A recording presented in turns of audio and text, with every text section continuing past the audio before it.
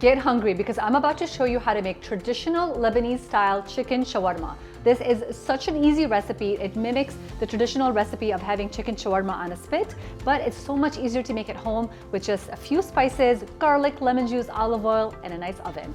This is a great recipe to make any time of the year, and my family goes crazy over it. So let's dive in and I'll show you how to make this chicken shawarma recipe.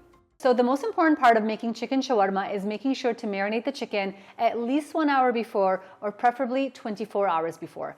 So you see here I've got lots of different spices, some lemons, garlic, salt, pepper, and olive oil. We're gonna go ahead and mix everything together, add the chicken to it, and then marinate it. We'll start with 1/4 cup of olive oil. And then we'll need 2 tablespoons of lemon juice. Usually it's about 1 lemon. These don't look that juicy, so I might go ahead and just add 1.5 lemons. Plus, I like my chicken shawarma to be extra lemony. Now we'll add 6 cloves of garlic. You heard that right. The garlic is really important in the chicken shawarma marinade. It's gonna give it so much flavor, so make sure to use fresh garlic if possible. You can mince the garlic, or I like to just use a garlic press like this to make it easier. And now for the seasoning. So you'll need salt, cardamom, cumin, paprika, cinnamon, and crushed red pepper. And we're just gonna whisk it all together. Look how gorgeous that is. It smells so good, and I just love how beautiful the color is. Now all we have to do is add the chicken to it. So I have here some chicken thighs. There's about 2.5 pounds of chicken thighs right here. What I recommend is using 1 pound of chicken thighs and 1 pound of chicken breast. But if you don't have one or the other, you can totally just use both of them. The chicken thighs just makes it more juicy and more tender, and the chicken breast just helps to balance it out so that it's not too fatty. But chicken thighs only works perfectly fine. I am gonna go ahead and just cut these in half though, because they are somewhat big. And then we'll just drop them right into the marinade. Okay, and we're just gonna mix all of this together to make sure the marinade gets all over that chicken. So as I mentioned earlier, the marinade process is really important. If you can, marinate this for 24 hours or overnight. If you don't have a lot of time, you can just marinate it for 1 hour. If it's only going to be marinated for 1 hour, you can leave it at room temperature. Otherwise, pop it in the fridge.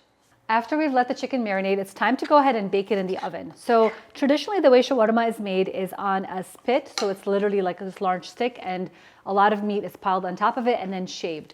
Because it's really hard to mimic that at home, what I like to do is I like to bake the shawarma first, take it out of the oven, then slice it up, and then sear it on a cast iron skillet. So I feel like that gets it to be the closest as possible to restaurant style chicken shawarma. So the first step to do that is to go ahead and bake this in the oven. And you can see we've got nice thick pieces of the chicken thighs that we just cut in half earlier. So go ahead and use a rimmed baking sheet. And for easy cleanup, I like to use parchment paper. You don't have to use the parchment paper. And there is a little bit of fat on this chicken thighs, but that's just gonna make it so flavorful and so juicy. You can definitely cut that off if you wanted to after it's marinated. But I just leave it on, and then I let it cook off in the oven.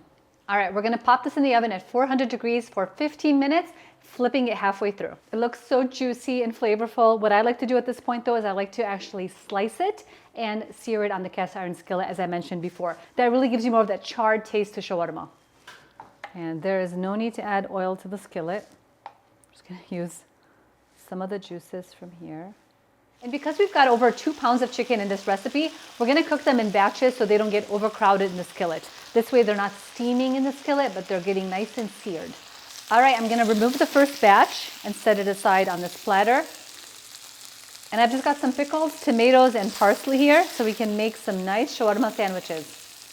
All right, here's the final product. This is one of my favorite recipes ever. I love ordering this when I go to Lebanese restaurants, but it's actually really easy to make at home. It all comes down to the marinade and then searing it just perfectly on that cast iron skillet. So you can have this by itself. You can also throw it on top of salads, put it in sandwiches, and even make like pita pizzas with them, which is what I like to do as well.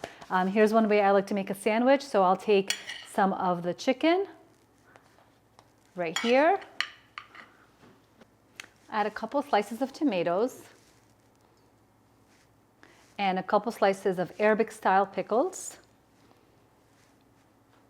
and then a drizzle of this homemade Lebanese style tahini sauce. You can also use garlic sauce as well, which is very popular in a chicken shawarma recipe.